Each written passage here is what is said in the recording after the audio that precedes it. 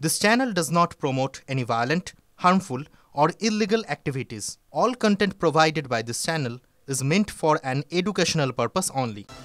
নমস্কার, দেখছেন TV9 বাংলা। আপনাদের সঙ্গে রয়েছে আমি সম্প্রীতি। শুরু করছি ৮ রিপোর্টার এক্সক্লুসিভ। বঙ্গভবনে পাঠানো দিল্লি পুলিশের চিঠি নিয়ে বিতর্ক। চিঠিতে বাংলা ভাষাকে বাংলাদেশি ভাষা বলে উল্লেখ। এক্স হ্যান্ডেলে পোস্ট করে অভিযোগ তৃণমূল কংগ্রেসের। বাংলাদেশি সন্দেহে ধৃতদের কাছ থেকে পাওয়া নথি তর্জমা করতে সাহায্য চেয়ে চিঠি দিল্লি পুলিশের, আর সেই চিঠির বয়ান ঘিরেই বিতর্ক। তৃণমূল কংগ্রেসের অভিযোগ, বাংলা ভাষাকে অপমান করা হচ্ছে। বাংলা বললেই যে তাকে বাংলাদেশি বলে তকমা দেয়া হচ্ছে, এটা তারই একটা নিদর্শন। দিল্লি পুলিশকে অবিলম্বে ক্ষমা চাওয়ার দাবি তৃণমূল কংগ্রেসের। UEM Jaipur is a perfect target for prospective students aspiring for good jobs, good education with future-ready skills.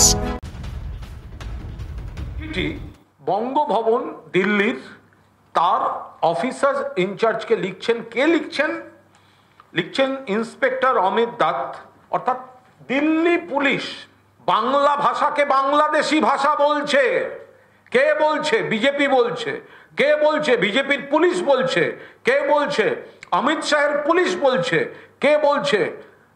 Narendra মোদীর পুলিশ বলছে। এটা শুধু প্রশাসনিক ভুল নয়, এটা বাংলার বিরুদ্ধে, বাঙালির বিরুদ্ধে পরিকল্পিত চক্রান্ত, যেখানে এত বড় সাহস লিখছে বাংলাদেশি ভাষা, বাংলা ভাষাকে লিখছে বাংলাদেশি ভাষা। যে ইনভেস্টিগেটিং অফিসার এটা পাঠিয়েছে তাকে সাসপেন্ড করতে হবে। অমিত শাহ, যিনি এই পুলিশের দায়িত্বে, এবং কেন্দ্রীয় সরকার, তাদের দুঃখ প্রকাশ করতে হবে, ক্ষমা চাইতে হবে বাংলা এবং বাঙালির কাছে। বলতে হবে এটা অন্যায় হয়েছে, এই চিঠি প্রত্যাহার করতে হবে। একদম ঠিক ভাষা বলেছে। আপনি বাংলাদেশের একটা বই নিয়ে এসে পড়ুন, আর পশ্চিমবঙ্গের একটা বই, যে কোনো টেক্সট বই নিয়ে এসে পড়ুন, দুটোর মধ্যে পড়লেই বুঝতে পারবেন কোনটা সুবোধ সরকার লিখেছে আর কোনটা বাংলাদেশের কোনো শফিকুল ইসলাম লিখেছে। ওই ভাষাটা পড়লেই বোঝা যায়। সুতরাং বাংলা ভাষায় কথা বললেই সে ভারতবাসী হয়ে যাবে, বাংলা ভাষায় কথা বললেই তার নামটা ভোটার লিস্টে রেখে দিতে হবে, এটা চলবে না। পরিকল্পিতভাবে বিভিন্ন জায়গায় ফেক আধার কার্ড দিয়ে এখন ওরা বঙ্গভবনের মধ্যে ঢুকে পড়েছে। সাধু ছদ্মবেশে তেহট্টে লুকিয়েছিল বাংলাদেশের কুখ্যাত অপরাধী। নদিয়া তেহট্টের বালিউড়া পূর্বপাড়া থেকে তাকে গ্রেফতার করেছে এসটিএফ। তাকে তেহট্ট মহকুমা আদালতে পেশ করা হয়। হাসেম আলী মল্লিকের গ্রেফতারি মনে করিয়ে দিয়েছে অক্ষয় কুমারের বিখ্যাত জলি এলএলবির একটি দৃশ্য। হাসেম আলী মল্লিক কি জলি এলএলবি দেখেছিল?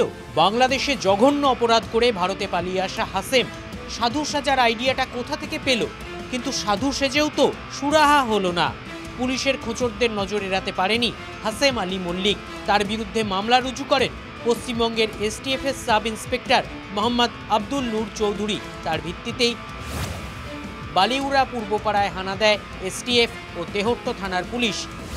ছদ্মবেশী হাসেম আলী মল্লিকের ভুয়ো পরিচয় ফাঁস হয়ে যায়। হাসেম আলী মল্লিক স্বীকার করে নেয় সে আসলে বাংলাদেশি। হাসেম আলী মল্লিকের বিরুদ্ধে বিদেশি আইন এবং ভারত ন্যায় সংহিতার ধারা আরোপ করা হয়েছে। মহাদেব কুণ্ডুর রিপোর্ট, TV9 বাংলা।